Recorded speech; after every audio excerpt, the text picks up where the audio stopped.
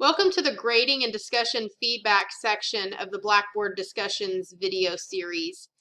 In this video, we're going to discuss briefly the needs grading tool and how you can use it to grade discussions. We're going to talk about how to grade discussions using rubric, how to provide students with feedback within the rubric, and we're also going to discuss the different ways in which you can provide feedback to students on discussion posts. First, let's start by taking a look at our discussion forum. So here we see our Unit 1 Learning discussion forum with our information and description, and we can see that I have 3 unread posts here. So this unit discussion has closed and the students have all posted to this forum, and it is time for me to grade. So to grade, I'm going to come over to the Grade Center and select Needs Grading, and then you will see a list of all of the students' posts relating to Unit 1 discussion. To grade, I'm going to click the drop down arrow and choose Grade User Activity. Now you will see, as soon as I do that, I see the post for the individual student. I can cycle through to the next user and see that they've posted twice for this particular forum. So I can grade using the needs grading tool. Now, grading using needs grading is very easy because, again, it allows me to cycle through very quickly. I can read and I can provide feedback to the student on their individual posts and both posts here, and then provide them with a score for their posts. But this really doesn't give them a lot of specific information, and I might have to do a lot of typing to give a lot of detailed feedback here in the feedback to learner section. So what I'm going to encourage you to do is to really assign a grading rubric to your discussion forum. Now, in a previous video, I've showed you my grading rubric as it is attached to the discussion prompt. Now, this is fantastic to inform students as to the criteria by which they will be graded, but it doesn't really do me much good over here for grading. So what I'm going to do is I'm going to go to the discussion board, locate my forum, click the drop down arrow next to it, and edit the forum. I'm going to scroll down through the settings and locate the Add Rubric button. Here beneath the due date is the Add Rubric button. If I've never created a rubric in Blackboard, I would need to create a new rubric. If I have already created my rubric in Blackboard, I simply need to select the rubric from the list of available rubrics. So I have previously created my rubric, so I'm going to choose Select Rubric. And a pop-up will appear showing a list of all of the rubrics in my course. I'm going to select the 3-level discussion rubric, and if I'm unsure of what's included, I can click on this icon and it will show me a preview of my rubric, so I know I'm choosing the correct rubric for the correct assessment.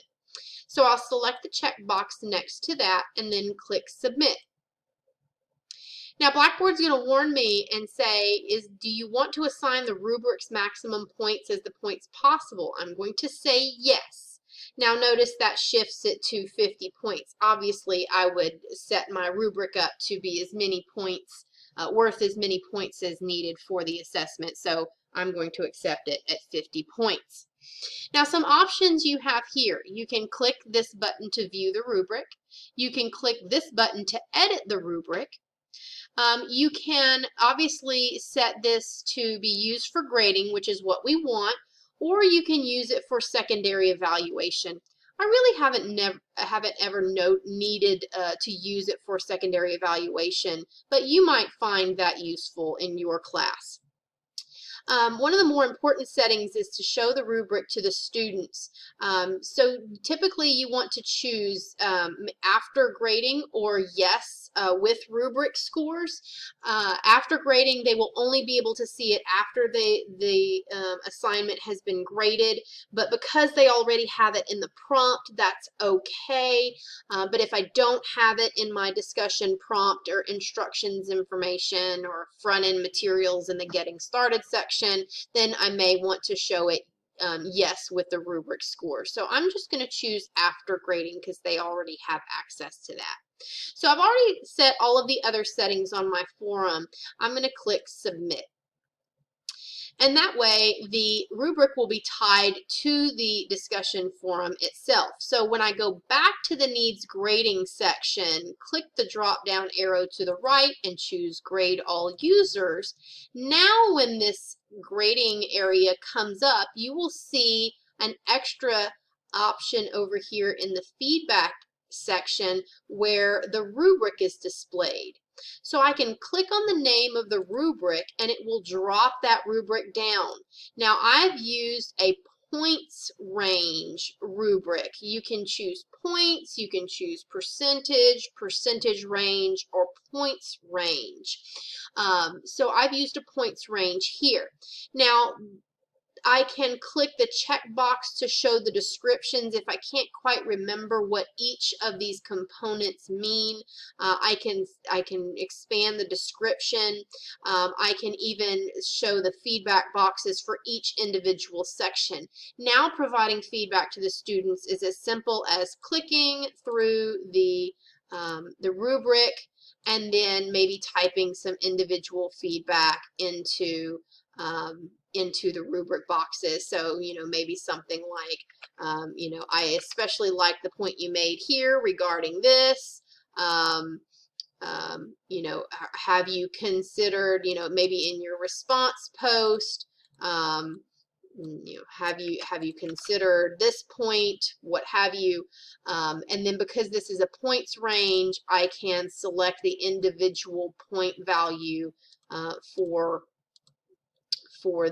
this criteria.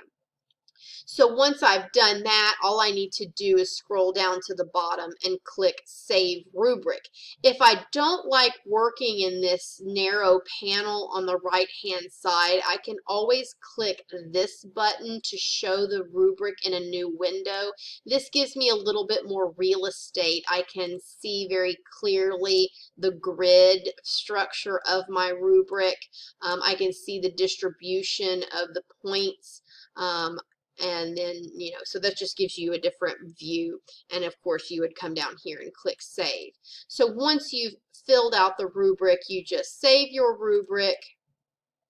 And then you'll notice that the point value is immediately translated up here to the grade area, and then click Submit. And the beauty of the needs grading section is that the next student's post will appear, and I can again just cycle through very quickly using the grading rubric. So grading is very efficient and effective when you use the needs grading and the grading rubrics tool in Blackboard. So let's talk about some other ways we can provide feedback to the students. So we talked about providing individual feedback via the rubric in the grading area, but let's talk about individual feedback within the forum itself. So maybe once the due date has passed, if my forum is still available for students to view, maybe I will come in here and find this student's post is particularly interesting, and I can, click reply and give them individual feedback and kudos within the forum. Now, obviously, we want to limit our criticism of students in the public forum like this, but maybe we can use this to draw attention to particular points of interest. I would like to draw attention to your post as being an exceptional example of this, or something like that. Students really do appreciate the public pat on the back occasionally, and it lets them feel a sense of pride in their in their post, in their responses, in their discussions. So individual kudos can be provided from within the forum itself. And again, this is really only useful if the forum has not closed yet. Once the forum is closed, the students wouldn't see the feedback. Another option for providing feedback is to provide feedback as a group to the students using the announcement board. So once the entire unit has the module or unit has closed and the associated unit or module discussion has closed, maybe I will come to the announcement board and create an announcement and call it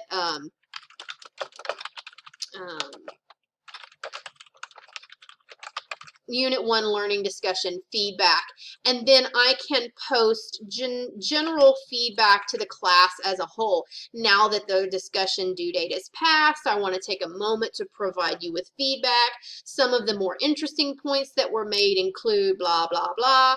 You know, I was very surprised to see, you know, maybe people were in support of this, or, you know, that people were, you know, most of you completely overlooked this point, or, you know, here's my opinion on the topic now that everyone else has voiced their opinion. So providing students with that group feedback on the announcement board is, you know, obviously an option there as well.